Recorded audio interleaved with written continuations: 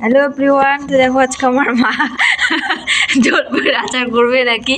আচার তো করি পায় না, আচার করে পায় না। আর আচার করতে করতে দেখো আমাদের মানে চাইতে আচার এখানে জলপাই করে সাঁতাত হচ্ছে, মানে পাকাতে পুরো সাঁতাত হচ্ছে। ওদেরগুলো গলি গেছে, তার কোনো এন্টাহারে নেই। তো চলো দেখি এলে হয় কি না, ট্রাই করিয়া।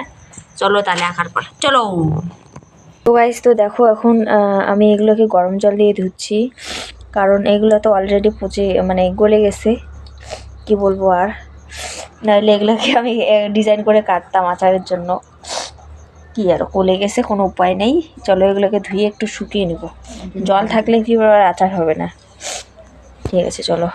তো গাইস, তো দেখো এখন আমরা কি কাণ্ড করছি, মানে আঁকাতে এগুলোকে হালকা করে শুকাচ্ছি, কারণ জল থাকলে যে হবে না। তো শুকিয়ে নিতে চলো, তারপরে দেখাচ্ছি। চিনি দিয়ে দিচ্ছি, যেহেতু চিনি দিয়ে বানাবো তো একটু বেশি করে দিই। একটু মানে সেগুলো ভালো থাকলে আর কি ভালো ভালো কাটিং করতাম নাই। তো চলো চিনি দিয়ে একটু তার মধ্যে মশলা বেটে রেখেছি। এখানে আছে শুকনো মরিচ, জিরা গুঁড়া, তারপরে কাশ্মীরি লঙ্কার গুঁড়া, তারপরে গরম মশলা, তারপরে সরিষা বাটা।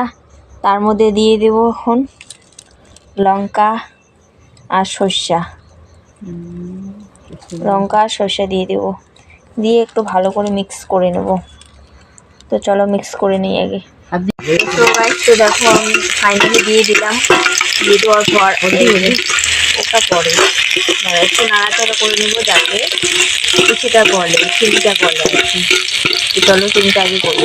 তো ফাইনালি হলুদ দিয়ে দিলাম একটু, যাতে একটু কালারটা হয়, সেই জন্য একটু হলুদ দিয়ে দিলাম। আর দেখো কাঁচরাই সাইডটা একটু লেগে গেছে। এখন মশলাগুলো দিচ্ছি, সব মশলাই যেগুলো আগে থেকে বেটে রেখেছিলাম। তখন ভাত একটু মশলা দিয়ে একটু সামান্য নেড়ে ছেড়ে নেব।